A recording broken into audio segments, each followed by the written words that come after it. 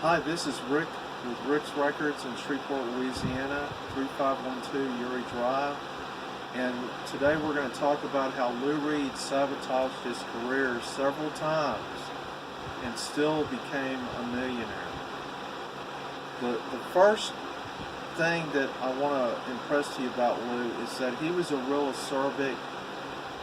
acerbic, sardonic wit, and he was always contrary from the very beginning. He had homosexual tendencies, and his dad used electroshock therapy on him, and it didn't take. Reed was real strong-minded, strong-willed. Well, he met John Cale and Sterling and Maureen Tucker and formed the Velvet Underground. And this in itself was kind of a weird thing, because Reed from the very beginning made songs and music that was very contrary to the times. It's almost like he went out of his way to never put anything out. He had, the first album had a song about sadomasochism, a song about a man whose wife leaves him and she becomes a prostitute, a song about amphetamine shooting up and cocaine use and heroin use. I mean, it was like he almost didn't want to be signed, and he didn't want to put anything out. He had been working at Pickwick Studios and had done a few things, Beach Nuts and some weird stuff that he was writing over there, the Ostrich Dance.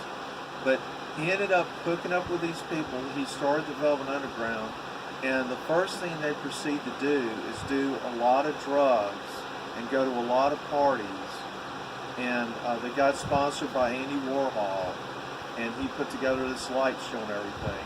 They get studio time at Scepter Studios. They make an album, and then in the meantime, they're doing a lot of drugs, him and Cale, and they go to a party and they lose the master for their album. That's the first thing. I mean, you do a whole album, you go to a party, and you lose the master. Years later, at Chelsea Hotel at a garage sale, a guy found the master, and he knew something was wrong, because Black Angel's Death Song was the first song on one of the sides, so he knew he had something. He put it on eBay and made like $30,000. Probably Polygram bought it, because they ended up releasing it after a while. So there was two versions of the first album. So they put out after they lost that album, they made another album, and that's the album with the banana that was released.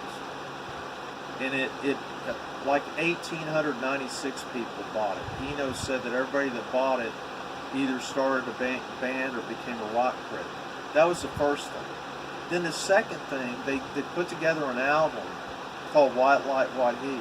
Well, they're working with the guy in the mixing room and made him real mad. They just pushed everything to the front. You know those little knobs they move around and everything to make sound in the mixing room? They pushed them all to the front. The guy got so mad he left. So they're sitting there in the room alone recording all this stuff. And naturally the songs all have to do with transvestites and prostitutes and dead people and all this weird stuff. And I Heard Her Call My Name was voted the greatest guitar solo of all time in England one year. And even Hendrix said Lou Reed was his favorite rhythm guitarist. That's high praise coming from Jimi Hendrix. So what does Lou do after that? Well, him and Cale have been shooting up together. Well, he makes a pass at John Cale. And John Cale, no, I'm not doing anything. Well, after a while, their relationship soured, and John Cale went away. Lou got the other people to get him out of the band. I think it was Maureen Tucker they had to let him know. But so now they're alone, and they don't have John Cale, the experimental part of the band, anymore. He went on to produce Patti Smith and the Iggy and the Stooges and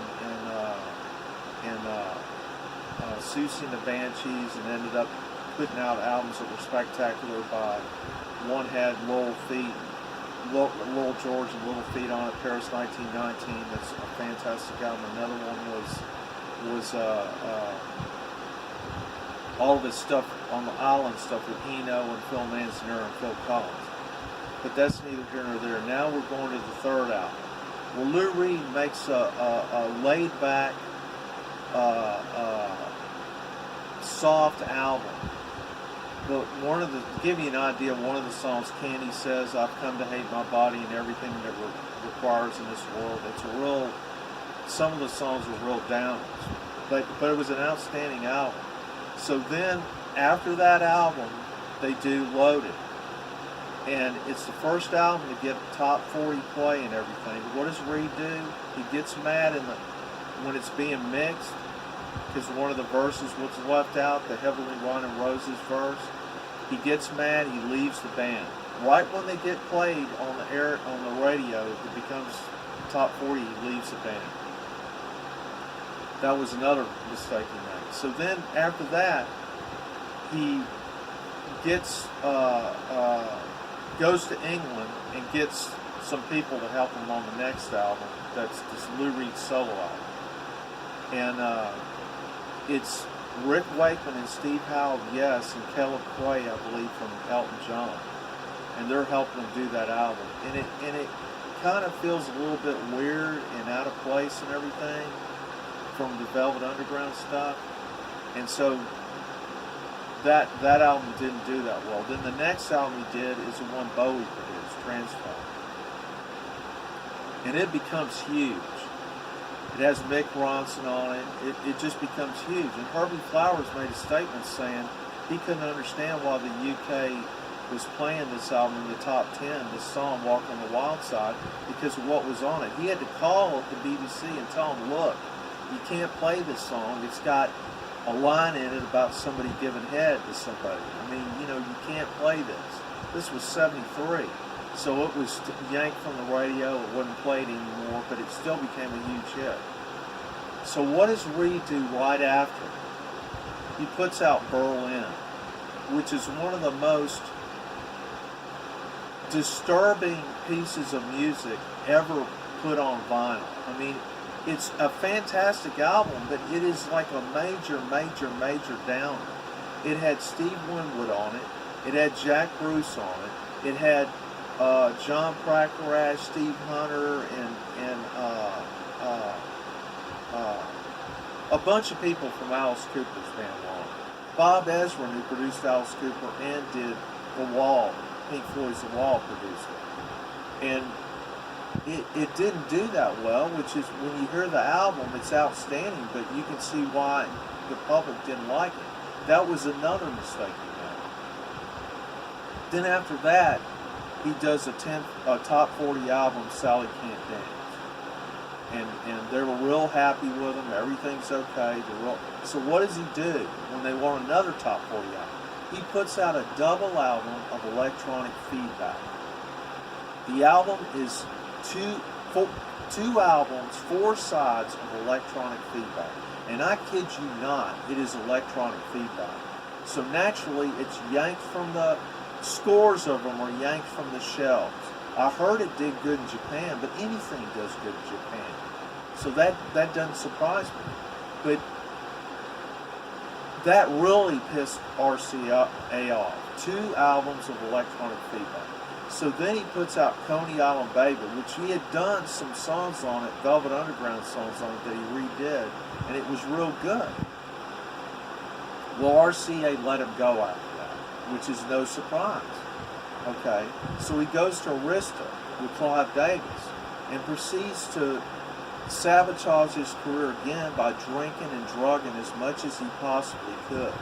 Even though the albums were good, Street Hassle was great. It had Bruce Springsteen on it. It was a great album. And David Bowie said that Live Take No Prisoners was one of his favorite albums of all time. But what does Reed do on it?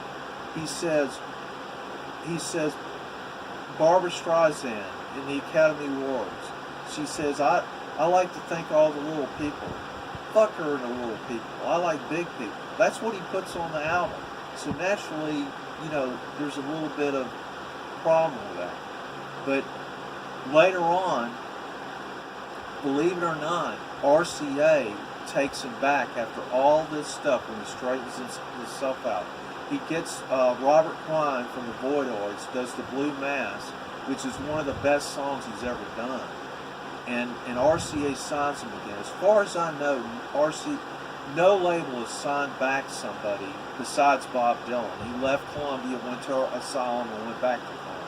But Reed left, RCA went to Arista, and then they signed him back. It was unbelievable. So he puts out a lot of, I think, pretty good stuff on RCA. And then he gets on Reprise and does New York, one of his best stuff ever. And then he meets John Cale again. They do Songs for Drella for Andy Warhol when he dies. And they get back together again. They're going to do the Velvet Underground again. They do a tour in Europe. So what does Reed do? He starts Trouble again. He gets everybody pissed off, and they don't do the tour in America. They were going to do an MTV Unplugged. He pissed everybody off. They wanted, all other members wanted John Cale to produce it, which is no surprise. Well, he wanted Mike Rathke to produce it, which he's not a bad producer, but he's not John Cale.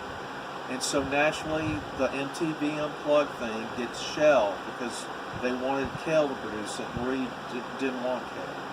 So that was the end of that. And then after that, Reed does a lot of really, odd things like the Raven with a bunch of people on it, and some live things, and he redid Berlin Live, which, his voice wasn't as good, but it's still, worth hearing. And then he did something with Metallica, and as much as they liked him, he was causing trouble there. So, and after all this stuff,